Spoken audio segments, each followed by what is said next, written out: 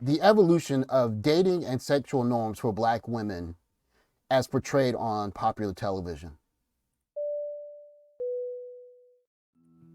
What's up, YouTube? So today I want to kind of chronicle the change that I've noticed in the portrayal of Black women in terms of their sexual and dating lives on television. So I have to start from the 1970s because I barely remember the 70s, but of course with reruns, you have a chance to see that. And one of the unfortunate things I want to document in this video is how it went from just being conservative to just being hyper-sexualized, okay? So you could say life imitates art, art imitates life, but I'm not making judgment or aspersions on it in this video. I'm just documenting it, okay? So I want to start in the 1970s, okay? And this would be the era when we had shows like Sanford and Son. And of course you had the Mary Tyler Moore Show, which was one of the first shows that showed like a bachelor. I think she was divorced. I didn't really watch it, but I think it was the first show where it was a woman lead that wasn't married. And so it was a big deal for the time. And then you had Laverne and Shirley, which were two bachelorettes who were living and working and going on their dating adventures. So you can kind of see that at least for white television, it was quite liberal in terms of moving forward with, dating and for single women and kind of making that kind of more mainstream. But in this time, we had Good Times, which was actually an intact family unit. Even though they lived in the ghetto, we had a chance to see this is one of the first Black sitcoms on television. And it started with an intact Black family with the father. And there were a lot of shenanigans about the James character, the father in the middle. But for the first few seasons, he was an instrumental character in the show. And I want to use this clip to kind of explain to you how important this James character was, okay? And how important he was in terms of his relationship with his daughter and her dating norms, okay? So this is a clip of him meeting his daughter's older boyfriend who she wants to marry.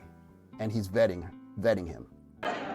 Mrs. Evans, from everything that Thelma's told me about you, I could pick you right out of a crowd. The same with you too, Mr. Evans. Oh, that's easy. We the two with the surprised looks on our faces. I think I can imagine how you feel. Mister, you ain't got the foggiest idea how I feel.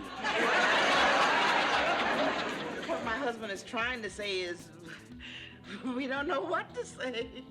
We were expecting, someone like, what we really want to know is... What the hell is an old man like you doing going on? Okay, so instantly you can see like one of the important parts of this show is that the father is vetting who his daughter is dating or who he's going to be with, right? And so that was kind of a relic to the past of how dating and courting went in the Black community. Like there was you have to meet my father, he has to approve of you, and if he approves of you, then we can date seriously, right? And so it's kind of one of those leftover relics to where the way, dating used to be in the Black community. And it's interesting this is a starting point. So I want to go from here and I'll move into the 80s. So in the 80s, you had shows like, let's see, it shows like, this is 227. You had started with the Golden Girls, which was a show which was important because you had Blanche in the back. She was a serial dater and she was quite flamboyant. You had Three's Company, which was actually three bachelors. And this is a man living in a house with two young women in, I think it's California somewhere, maybe San Francisco. But you had never seen anything like that with two young women and a man living in the same house, going through their kind of their dating adventures. And then you have, you had Jefferson's, which is a landmark show because it showed upward mobility of, business class Black people, and it tackled interracial marriage. And then you had the show 227, right? And 227 was very instrumental because it had a character named Jackie Harris, and her character, or the actress name is Jackie Harris, and her character was very instrumental because she was like one of the first flat out sex symbols of the 80s for Black people. So of course in the first video there's Thelma, and she was hot as how you want to say it. But then you had Jack A, and Jack A had people talking. Like, this is Saturday night television. It was a big deal. So I want to give you a chance to see like what Jackie's character was like, okay? $25,000. Direct from an old boyfriend. 3. Well, your boyfriend was very generous, and obviously so are you. Well, let's just say I know how to handle a hungry man. Okay, so there we go. So this was like the 1980s kind of pushing the envelope where we had Jackie, right? And so you're seeing kind of this kind of evolution pushing more towards being more liberal. So in the first video we saw, you know, even Thelma, I think I'll show you what Thelma's wearing in the first video. Like she's quite conservatively dressed, if you can see, right? She's wearing a shirt that's covering, her shoulders. She's wearing pants. So there's nothing really risque about this. She did have her scenes where she kind of pushed the envelope being risque, but it wasn't like we were seeing with Jackie Harris, because pretty much every episode she had on at least one outfit that was supposed to make people go wow, and she made a lot of people wow, okay? And so we move from the 80s into the 90s where we have shows like Cheers, which is a bar show, which I think there was not a married couple portrayed on this show. They were all kind of like just regular dating people that visited a bar. And then you had Cosby Show, which was the quintessential black family, like upper class, upperly mobile black family that, you know, that was ideal. And of course you had Different Strokes, which is a comedy, which, you know, 2 adopted kids, black kids living with a millionaire or really rich man. And then of course you had Family Matters, which is kind of a comedy show, but again, we're dealing with intact families here. And then we had Living Single. So Living Single was like one of the first shows that kind of demonstrated like the dating ins and outs for, you know, people that were, for young black people. So you're talking about, we're in an age now where we're not talking about cute dating or mom and dad meeting my mate. We're talking about single women living alone, and there are 2 men also involved in, and just dating past 25 and kind of like normalizing it. So I want to show you a clip from this show and see what it looks like, okay? Okay, so here we go. All right, so take a look at. Older and campfire, you glow a little before you boom. Excuse you, but I am very spontaneous. Okay, so just so you know that this is Regine, and she's kind of like, her character is kind of one that's always dating different guys, and I think, I guess every show or so, there was a different guy in the picture for her, and so she was somewhat upper class, upwardly mobile professional, but she was a serial dater. Okay, so here we go. I don't think you're up for the challenge. See now, I think you're underestimating me. Oh, really? Okay, so let me watch a little bit more. Okay, so you can see. Okay, so that's enough of that. So you can see kind of like where television kind of went in the 1990s, right? So we went more risque, and we just had more opportunities to see younger professionals dating.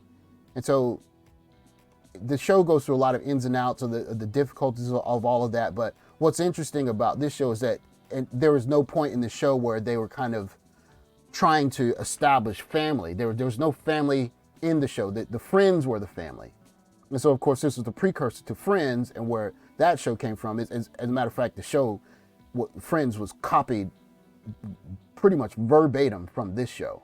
But that aside, it just showed the normalcy of just young professionals not married yet dating, okay?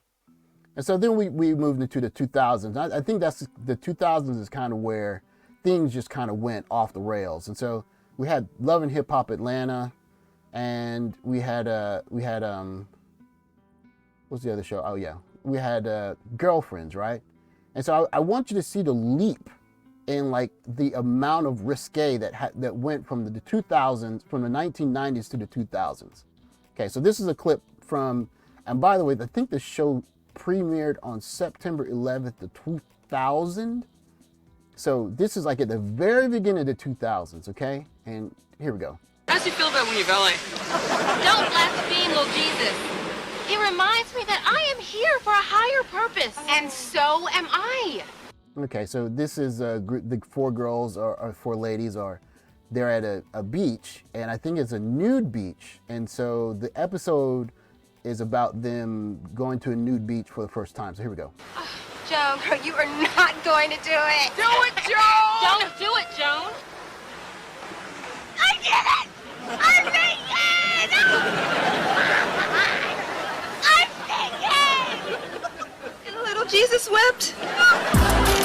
Okay, so this is where black, I should say black TV, this is where the portrayal of black women kind of was at the turn of the century, where you see like this sharp move in a 30-year period from basically, you have to ask my father for the opportunity to let me date you, to basically a second show with a set of women that are all, you know, single, they're all dating, and they're dating openly, moving in the Sex and the City kind of manner of open dating, seeing who you like, and being sexually free, right?